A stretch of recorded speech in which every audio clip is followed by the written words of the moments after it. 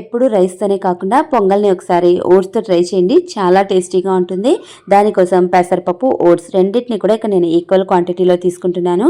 దోరగా వేయించేసుకున్న పెసరపప్పుని శుభ్రంగా కడిగేసేసుకొని కాస్త వాటర్ వేసేసి అందులో పసుపు, ఉప్పు వేసేసుకొని ఒక 2 విజిల్స్ రానిచ్చేసుకొని పక్కకైతే ఉంచేసుకోవాలి.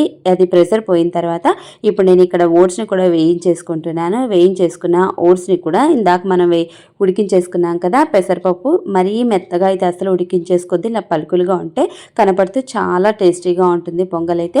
ఇందులోకి ఓట్స్ని కూడా వేసేసుకొని మనం సరి రైస్కి ఎలాగైతే రెగ్యులర్గా పొంగల్కి ఎలా తీసుకుంటామో అదే మెజర్మెంట్తో తర్వాత దానికి ఎక్స్ట్రాగా మనకి ఎంత సాఫ్ట్గా కావాలంటే దానికి తగ్గట్టుగా వాటర్ని అయితే తీసేసుకోవాలి. ఇప్పుడు పక్కన తాలింపు కోసం ఇక్కడ నెయ్యి తాలింపు వేసుకుంటే చాలా చాలా టేస్టీగా ఉంటుంది రైస్తో చేసుకున్న పొంగల్ కూడా. సో అందులో కొద్దిగా సన్నగా కట్ చేసుకున్న అల్లము, ఆవాలు, జీలకర్ర, కొన్ని కాజులు, తర్వాత ఇక్కడ నేను మిరియాలుగా తీసుకోవట్లేదు, వేరు పడేస్తారు పిల్లలు, అందుకనేసి మిరియాల పౌడర్ని అయితే తీసుకుంటున్నాను. వీటితో పోపు పెట్టేసుకుంటే చాలా టేస్టీగా ఉంటుంది.